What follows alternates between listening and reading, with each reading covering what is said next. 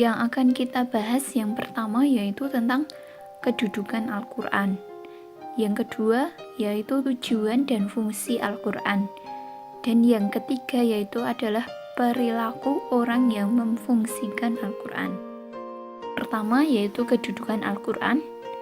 Al-Quran sendiri memiliki arti dari segi bahasa dan dari segi istilah. Yang pertama yaitu dari segi bahasa, Al-Quran berasal dari kata qoro'a yaqra'u Qur'anan, yang berarti sesuatu yang dibaca atau bacaan. Sedangkan menurut istilah, Al-Quran adalah kalamullah yang diturunkan kepada Nabi Muhammad SAW melalui perantara malaikat Jibril yang disampaikan dengan jalan mutawatir, diawali dengan surat Al-Fatihah dan diakhiri dengan surat An-Nas. Al-Quran sebagai kitab suci agama Islam memiliki kedudukan yang sangat tinggi, yaitu sebagai sumber utama dan pertama, sehingga semua persoalan harus merujuk dan berpedoman kepadanya. Di dalam Al-Quran sendiri berisi ajaran-ajaran yang lengkap dan sempurna, meliputi seluruh aspek yang dibutuhkan dalam kehidupan. Sesuai dengan firman Allah dalam surat An-Nisa ayat 59 yang berbunyi, A'udzubillahi minasyaitonirrajim. Bismillahirrahmanirrahim. Ya ayyuhalladzina amanu ati'ullaha wa ati'ur rasula wa ulil amri minkum fa in tanaza'tum fi syai'in farudduhu ilallah war rasuli in kuntum tu'minuna billahi wal yaumil akhir dzalika khairu wa ahsanu ta'wila. Yang mempunyai arti, hai orang-orang yang beriman, taatilah Allah dan taatilah Rasul-Nya dan ulil amri di antara kamu. Kemudian jika kamu berlainan pendapat tentang sesuatu, maka kembalikanlah ia kepada Allah, yaitu Al-Quran, dan Rasul-Nya, yaitu sunnahnya, jika kamu benar-benar beriman kepada Allah dan hari kemudian. Yang demikian itu lebih utama bagimu dan lebih baik akibatnya. Dari ayat tersebut terdapat perintah untuk menaati Allah dan Rasul. Ulil amri sebagai panutan. Ayat tersebut juga tersirat bahwa Al-Quran merupakan sumber utama dan pertama dalam menyelesaikan permasalahan umat manusia, khususnya umat Islam. Di samping Al-Quran juga ada hadis sebagai sumber rujukan. Selanjutnya yaitu tujuan dan fungsi Al-Quran. Al-Quran diturunkan kepada Nabi Muhammad SAW melalui perantara malaikat Jibril sebagai petunjuk bagi manusia. Dengan mengikuti petunjuk tersebut, manusia akan memiliki arah dan tujuan hidup yang jelas. Hal tersebut sesuai dengan firman Allah dalam surat Al-Baqarah ayat 2 yang berbunyi, A'udzubillahi minasyaitonirrajim. Bismillahirrahmanirrahim. Dzalikal kitabu la raiba fihi hudal lil muttaqin.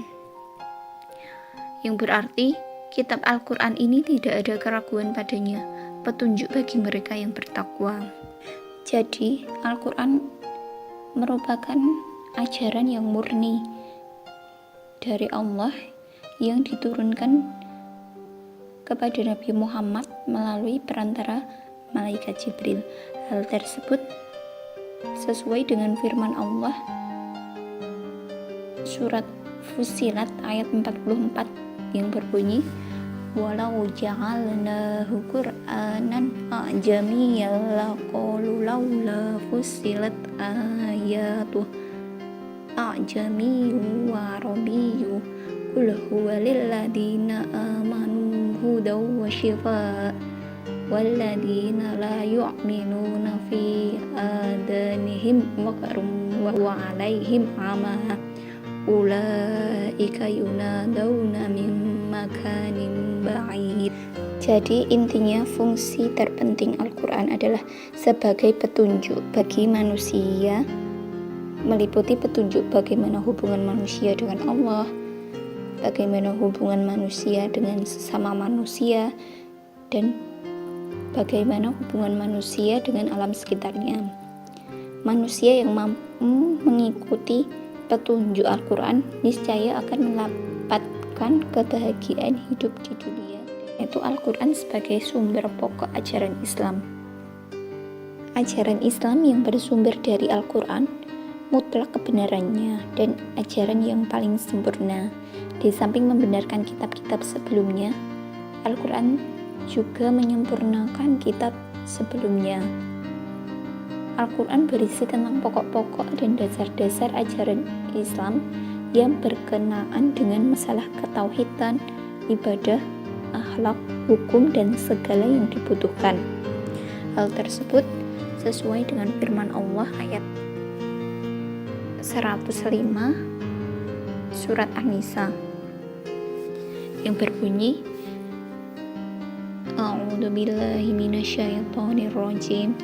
Bismillahirrahmanirrahim. Inna anzalna ilaikal kitaba bil haqqi litahkuma bainan nasi bima araqallahu wa la taqul lil kha'inina khasima.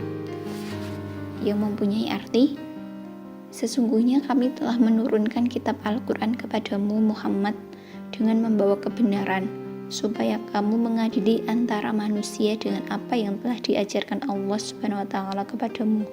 Dan janganlah kamu menjadi penentang orang yang tidak bersalah, karena membela orang-orang yang khianat. Dalam ayat ini, Allah menegaskan bahwa Al-Quran diturunkan dengan membawa kebenaran yang hakiki, yang berfungsi sebagai dasar penetapan hukum yang harus dipegang teguh oleh Nabi dan tidak boleh menyimpang. Tentunya ini juga harus dipegang teguh oleh umat. Tujuan dan fungsi Al-Quran yang nomor 3 yaitu Al-Quran sebagai peringatan dan pelajaran bagi manusia. Maksudnya dalam Al-Quran merupakan kitab suci yang konsepnya berupa sejarah atau kisah umat terdahulu. Dalam kisah tersebut dijelaskan ada umat manusia yang beriman dan taat dan soleh. Namun ada pula umat Islam yang menentang, tidak mematuhi perintah Allah, dan lain sebagainya. Hal tersebut sesuai dengan firman Allah dalam surat Al-An'am ayat 92 yang berbunyi A'udzubillahi minasyaitonirrajim. Bismillahirrahmanirrahim. Wa hadza kitabun anzalnahu mubarakun musaddiqul ladzi baina yadayhi wa litundhira ummal qura wa man haulaha walladzina yu'minuna bil akhirati yu'minuna bih wa hum 'ala sholatihim yuhafidun.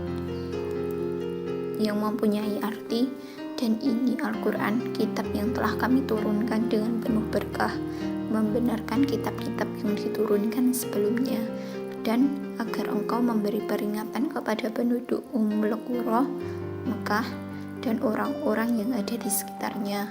Orang-orang yang beriman kepada kehidupan akhirat tentu beriman kepadanya Al-Quran, dan mereka selalu memelihara sholatnya. Dalam ayat tersebut Allah menjelaskan bahwa Al-Quran adalah kitab yang mulia dan sebagai pembenar dan penyempurna kitab-kitab sebelumnya yang abadi dan tidak berubah sepanjang masa. Al-Quran juga sebagai pegangan bagi Rasul untuk memperingatkan umatnya yang berada di Mekah atau di sekitar Mekah, karena pada zaman dahulu umat tersebut ada yang beriman dan ada yang ingkar kepada Allah Subhanahu wa taala.